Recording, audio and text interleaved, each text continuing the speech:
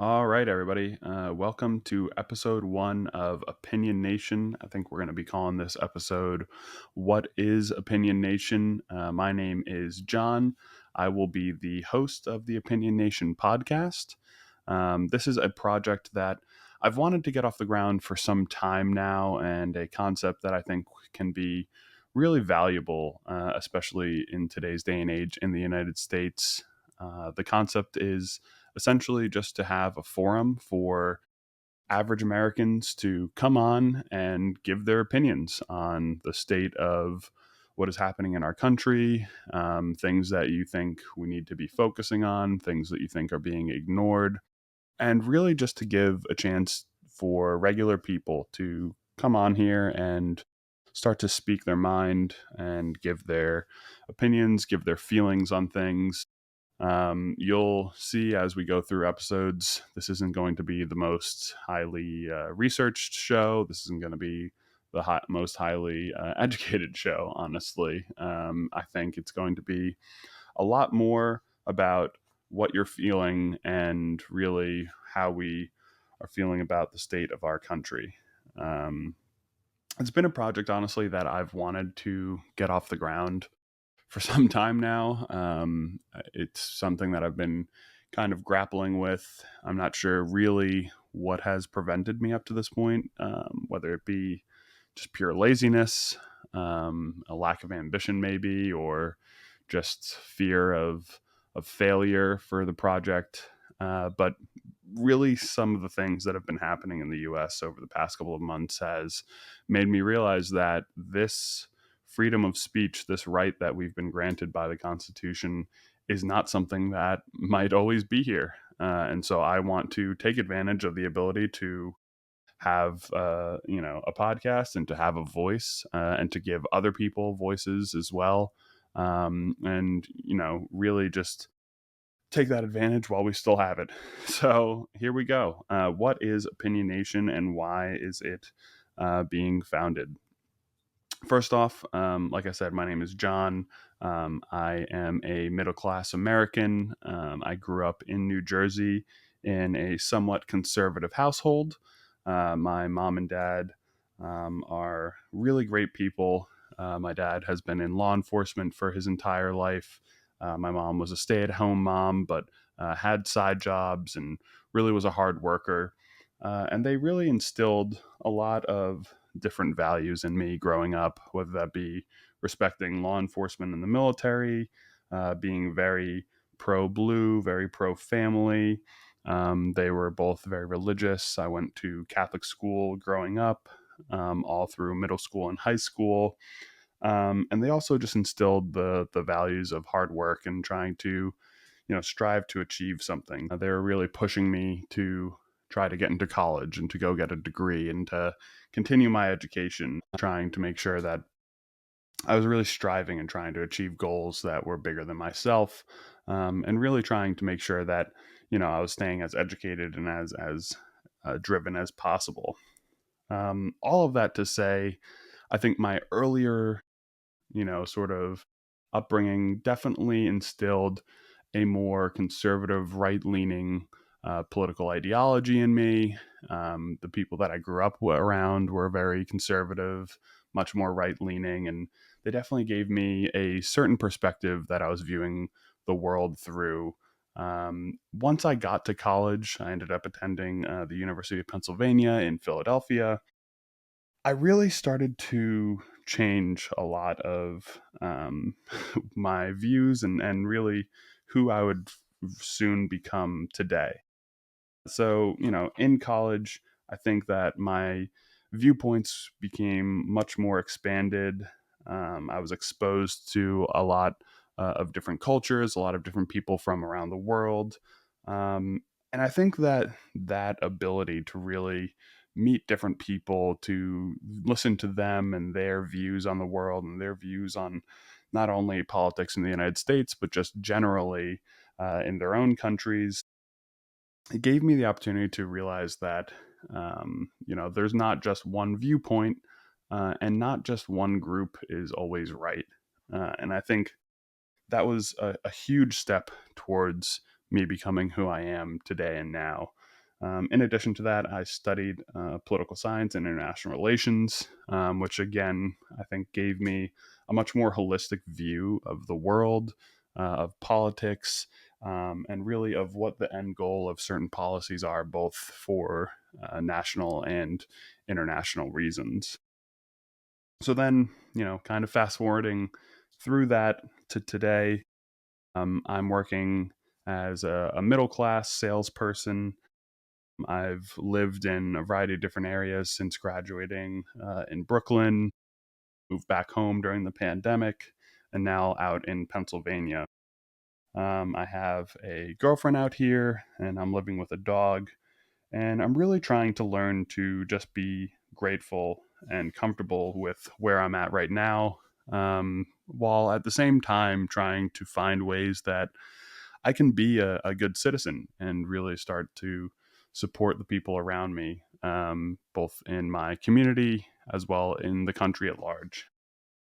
So that's kind of what brought us to today and to this first episode, and really what I was trying to achieve with Opinion Nation. So, giving my upbringing, I think I was looking at the country that we live in, something that I would consider to be a really beautiful country in some ways, but in other ways, not so much. Originally, growing up, I think I was much more, protected from some of the evils of our country, and I was looking at things really with rose-tinted glasses.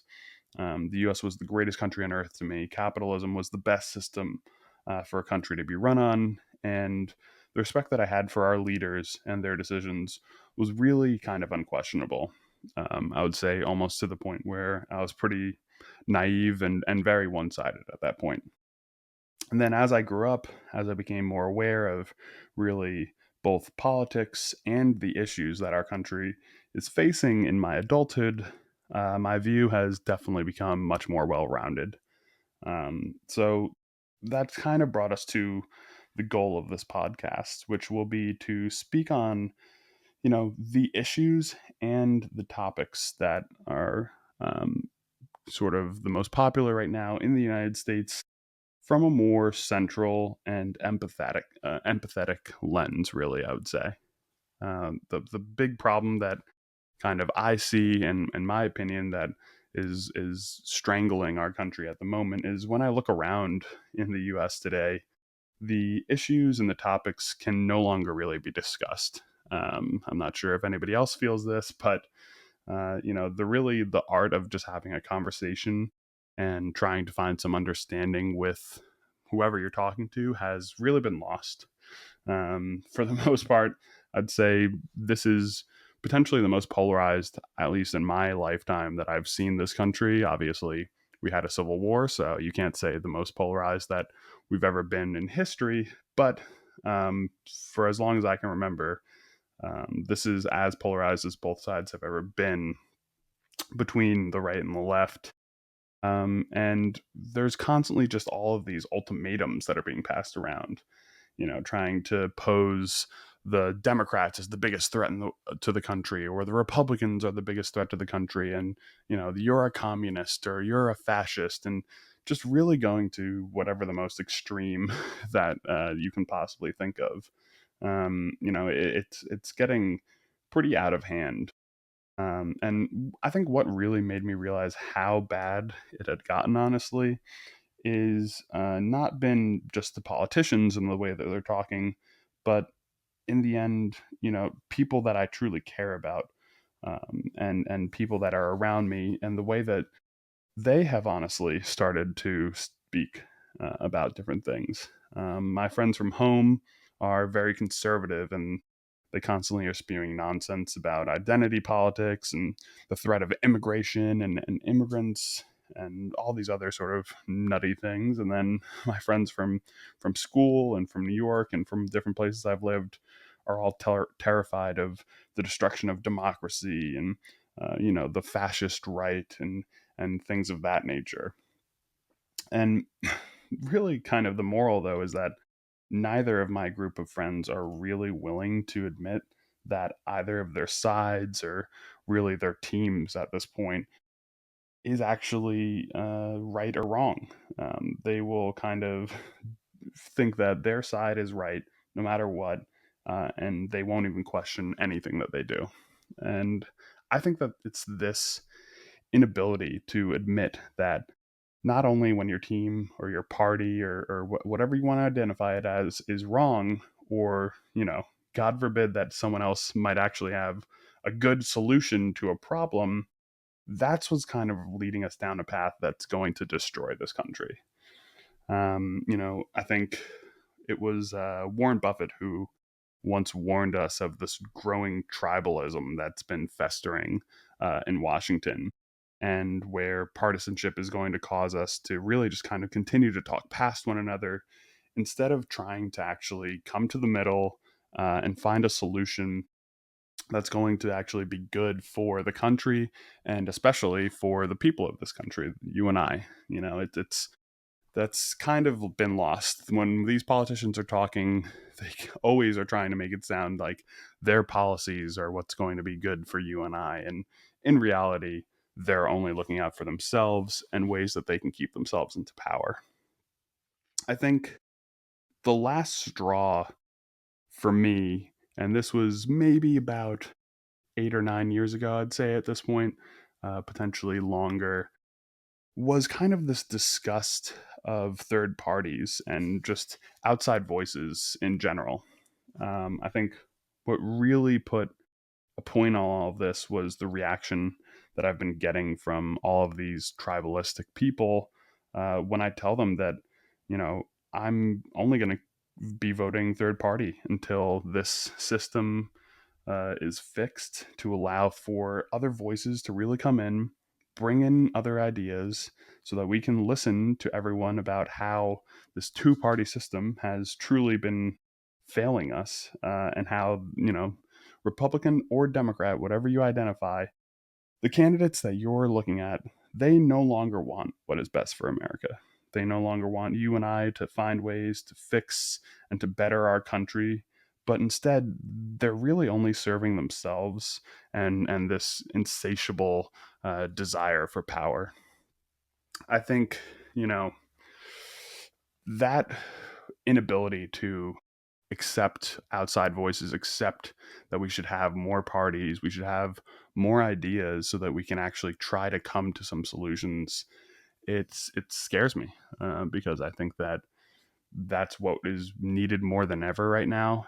And you can see that for two parties that can't come to an agreement on anything, the one thing that they always can agree on is we don't want another party, we don't want another voice to come in here and start making sense of things and start showing that a lot of these problems can be resolved if we get rid of this sort of finger pointing and the nonsense of these ultimatums that they're constantly putting out there. So, that's kind of the main purpose and goal. And you know, while it's it's really, not something that's unique, I would say, of trying to create a space where people can come and give their opinions. It's something that I think is kind of being lost, honestly. My original inspirations when I was really kind of coming into this sort of ideology of being more in the middle and kind of waking up to the fact that this system is so rigged against the American people were people like, Joe Rogan or comedians like Andrew Schultz, who during the pandemic and over the past decade have been people who were much more, I think, objective and were looking at things kind of from the middle and were willing to call out both sides. More so recently, I'd say that we've lost them to the right, unfortunately. I think that both Rogan and Schultz have really been captured by kind of some of the nonsense of the right and the propaganda, which is really sad to see. But honestly, I still think there are some people out there who I really respect and who continue to really inspire me, and who aren't afraid to move against sort of these un American tribes but instead they're really focused on, individuality and being honest and really focusing on freedom and the Constitution and the things that really drive and make this country great. Some of those people who I really hold as, kind of my political thought leaders and people that I respect the most would be like Jon Stewart is somebody who I really, really respect. He's not afraid to call out both sides and the ridiculousness. People like Sagar and Crystal from Breaking Points, who's an independent news station that I really love to listen to their opinions because they give both really great views from either side of the aisle. People like Kyle Kulishevsky, people like Andrew Yang, people like Killer Mike. I'm a huge hip hop head. I love rap and hip hop, and I think that he's somebody who not only do I respect as an artist, but somebody who really speaks well and is somebody who has some amazing ideas, as well as people like honestly Charlemagne the God. He does a podcast with Andrew. I think it's really telling to see how much that Andrew has moved to the right, and where you can see that Charlemagne is still willing to call out the left while also being awake to the fact that what is happening with the MAGA movement with Trump isn't something that is normal, isn't something that is okay.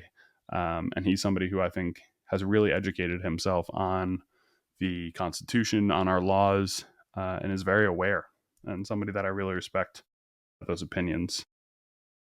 But again, I think it's important for us to have a place like Opinion Nation and this podcast where we're going to really try our best to give our honest, non biased opinions on issues and topics, and to show regular American people are much more complex than just Republican or Democrat, red or blue, or all these ways that they try to pin us against each other with identity politics, with race. It's a lot bigger than that. Instead, we have really nuanced views on things, and that we can be critical or praise any politician or any policy on if it's actually going to benefit the people, or if it's only going to be benefiting the parties who are trying to maintain that power. I will say that initially, unfortunately, I think these opinions are only going to be my own. And as a disclaimer, just be aware I'm by no means an expert. I think that's something that is going to become very clear, but I just want to state that up front. I'm really going to be speaking on a lot of things, just with how I am feeling. I'll be speaking about mostly topics in the US, and I'll be trying to be as honest when I am not really very well researched, or that I don't have all of the facts. I'm always willing to be educated. If people want to send me articles or literature or topics that you feel that I need a better understanding of, please don't hesitate. That is something that I think would be really helpful, honestly, to really round out my views on certain things. And I'm willing to always kind of take a step back and read something.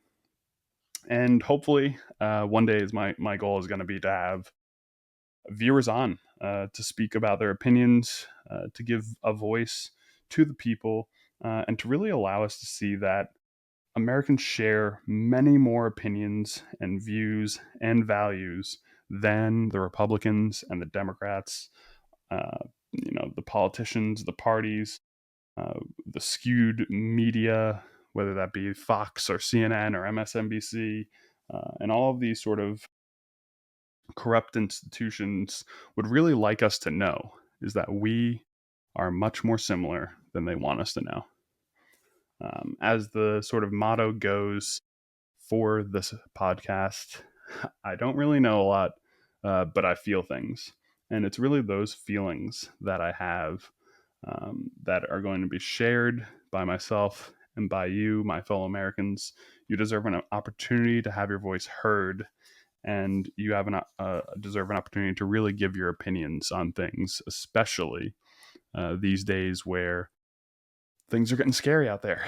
I looking back on this past election, I didn't think that Trump and his group of absolute lunatics were going to take things as far as they already have with these arrests, these ICE arrests, with everything that they're doing with regards to tariffs and trying to tank the economy. I mean, it's getting scary, and in a certain way, it's been the thing that kind of drove me to finally get off my ass and want to actually put this podcast out. So that's kind of one maybe benefit or positive out of it, but it's something that I think we need to start talking about, and we need to start using our voices while we still can to call out the hypocrisy and the dangerous nature of what's going on, and really try to make sure that all of these politicians, right or left, MAGA, Trump people, they can't silence us.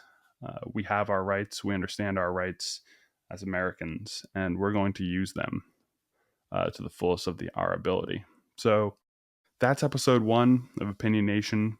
I'm really excited. I hope that people will enjoy this show, and I hope that you'll really get to see why we need to have more middle voices, more voices that are less consumed by both the right and the left, but why we need voices that can actually find ways to hear both sides and come up with solutions for our country. I'm hoping that this will be a project that will be positive, and that will bring people together. And in some episodes, we'll give people an opportunity to just to vent, and really get their feelings out there, because that's something that I think has also been missing. So thank you. I hope that you enjoy this podcast and this show.